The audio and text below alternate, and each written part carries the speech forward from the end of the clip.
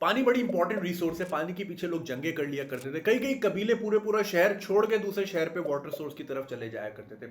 आज चूंकि वाफिर मिकदार में मौजूद है, we take it for granted, क्योंकि कमरे के बाहर फ्रिज भी मौजूद है, डिस्पेंसर भी मौजूद है, वहां तक जाते हुए भी हमें मौत आ रही होती है और अम्मी को आवाजें लगा रहे होते हैं पानी पिलाते। मगर क्या सिलसिला हमेशा से ऐसा था? बिल्कुल ऐसा नहीं। हजारों साल पहले हमारे आबा अजदाद जब अफ्रीका के रेगिस्तानों में मारे मारे फिरते थे, उनको कई कई दिन लग जाते थे पानी ढूंढने, कई चंद कतरे पानी ढूंढने के लिए उनको कई कई दिन इधर से उधर होना पड़ता था। लेकिन वक्त के साथ साथ उन्होंने कुछ स्किल सीखे, कुछ टेक्निक सीखी। उन बहुत सारी टेक्निक्स में से एक बेहतरीन टेक्निक ये थी कि किसी बबून को ढूंढो। अच्छा, चूंकि जानवरों को तो वाटर सोर्स का पता होता है, लेकिन आप जानवर से मकालमा नहीं कर सकते, उससे एड्रेस नहीं ले सकते, वो आपको कोऑर्डिनेट नहीं भेज सकता, वो आपको व्हाट्सएप लोकेशन नहीं भेज सकता, भाई यहाँ पानी रखा हुआ है। तो क्या उन्होंने टेक्निक का इस्तेमाल की?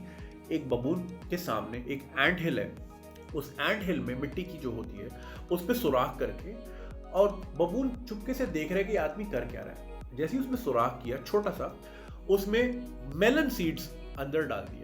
अब चूंकि बबून बंदर की फैमिली का और बंदर कुछ हमारे जैसे ही है, तो इंसान जिस तरह क्यूरियस है बंदर भी क्यूरियस, लेकिन वो आदमी की वजह से वहां आ नहीं रहा।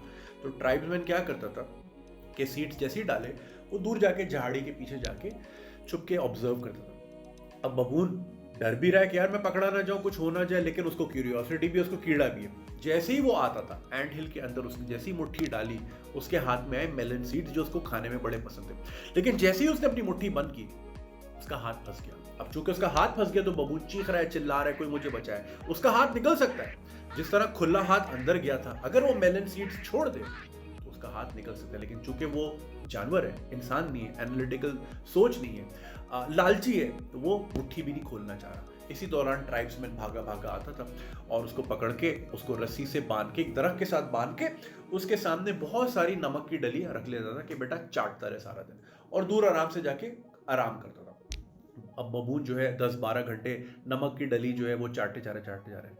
12 घंटे बाद उसको लगती है प्यास, और ऐसी प्यास कि वो चीखता है, चिल्लाता है। अब ट्राइब्समैन क्या करता है कि वो उसकी जैसी रस्सी खोलता है, बबून सीधा पानी की सोर्स की तरफ भागता है, और उसके पीछे ट्राइब्समैन तेज तेज उसके पीछे भागता है। And they come across a water spring और अ लेक, या फिर एक वाटर रिजर्वायर जो कि एक सीक्रेट मकाम पे मौजूद है, और वहां से फिर वो उनकी वाटर सोर्स का इंतजाम होता था, और फिर कई दिन उनको वहां रहना पड़ता था। फिर जब वहां से ड्राई अप होता था, फिर आगे जाता। अब ये कहानी वाटर कंजर्वेशन की, या पानी को बचाओ, या अगली बार आपकी टेबल पे आधा ग्लास पानी हो तो पूरा हो, वो मकसद तो है, लेकिन असल मकसद इस कहानी का ये है कि क्या हम अपनी जिंदगी में, अपनी पर्सनल लाइफ में, क्या हम भी बबून तो नहीं है? क्योंकि हमारे हाथ में बहुत सारी चीजें होती हैं जिनको हम लेट गो नहीं कर रहे होते। For example, you have a very high paying job, वो आपके मेलन सीड्स हैं, आपने उसको पकड़ा हुआ तो है, और वो आपको जिंदगी की लग्जरीज तो दे रही है, लेकिन क्या उन सीड्स को पकड़ने की वजह से आपकी फैमिली लाइफ तो डिस्टर्ब नहीं हो रही, आपके बीवी बच्चे तो इग्नोर तो नहीं हो रहे? इस तरह जिंदगी के बहुत सारे मामलात में हमने इस तरह की बहुत सारी चीजें पकड़ी हुई होती हैं, जो कि हमें मोमेंटेरली प्लेजर तो दे रही होती हैं, लेकिन उनकी जो कॉस्ट होती है वो आगे जाके बहुत ज्यादा होती है। तो कहीं जिंदगी के मामलात में हम भी बबून ना बन जाएं, और वो मेलन सीड्स पकड़ के हम, क्या पता किसी एंट हिल में हमारा हाथ फंसा हुआ हो, जो कि हमें वक्ती प्लेजर तो दे रहा है, लेकिन शायद आगे जाके हमारे लिए बहुत ज्यादा नुकसानदेह हो सकता है। इस बारे में जरूर सोचिएगा। Thank you.